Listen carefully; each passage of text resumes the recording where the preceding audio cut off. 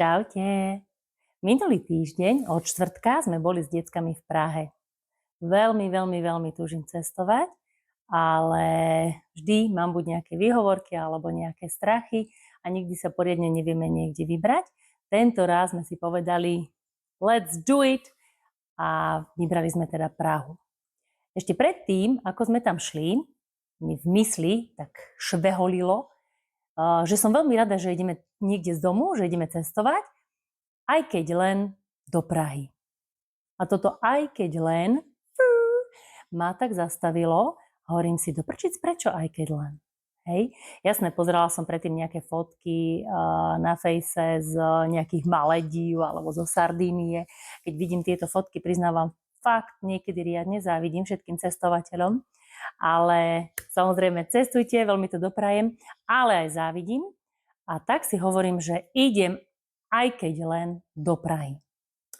Samozrejme v Prahe, stovežatej Mother of Cities, bolo úžasne a ja neviem byť vďačnejšia ako to, že sme tam boli a že sme to zažili. Ale čo bolo zaujímavé, toto moje aj keď len, mi v Prahe ani len nenapadlo a za to som veľmi vďačná, ďakujem ti, bytosť Prahy, že som si toto mohla naozaj tam uvedomiť a užiť si tu a teraz všetky tie momenty, ktoré sme tam zažili, ako idete pri západe slnka po Karlovom moste, boli sme tam vo štvrtok, nebolo tam ešte milión turistov, takže to bolo úžasné, aj keď ja veľmi rada počujem aj všetky tie cudzie jazyky a stretávam všetkých tých turistov, mne to až tak nevadí, ale je dôležité, aby sa dalo tým mostom prejsť. A vtedy sa samozrejme dalo. Takisto, bože, toľko úžasných vecí sme tam videli. Videli sme mamuta v nároďáku a neandertálca, aj najstaršiu slonicu na svete v Gulab, v pražskej zoo, kde sme boli v piatok. Takisto všetky tie krásne miesta, ako námestie s Orlojom, kde som videla, šla okolo mňa Anka Hoganová, úžasná česká filozofka, čo bolo veľmi príjemné ju tam vidieť. A takisto Vyšehrad, nádherný, Pražský hrad, proste všetky tieto veľké turistické miesta, ako sme sa slnili na Petříne, pri Eiffelovke, bolo úžasné, ako sme spievali Máchovi, že je kamennej. Teda ja som spievala a ostatní sa hanbili, ale bola to riadna sranda. Takže naozaj sme si to tam úžasne užili a vôbec mi nenapadlo to moje aj keď len. Bolo to úžasné. Praha, matička stovežatá, robí divy, ale nie je to naozaj len o tom, že to je Praha.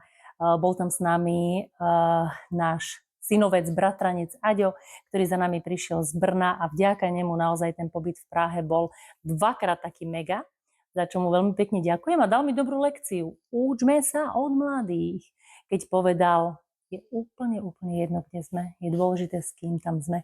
A my sme boli naozaj úžasná partia. Keď sme behali na celodenný lístok hore-dole metrom, električkou, previezli sa 10 zástavok na opačný smer, potom sme sa otočili, išli na ďalší smer, nohy zodraté až po kolena.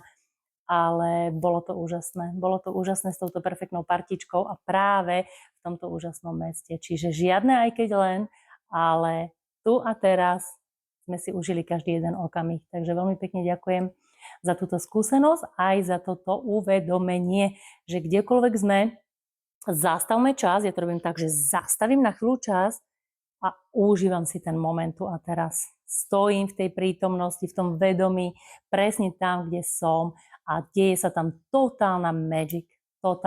A môže to byť kdekoľvek. Na hlavnom nádraží v Prahe, ktoré, nebudeme si klamať, je všelijaké, aké je, mi niekto zahral na tom starom klavíri Ameliu z Montmartru, melódiu z tohto filmu, ktorý zbožňujem.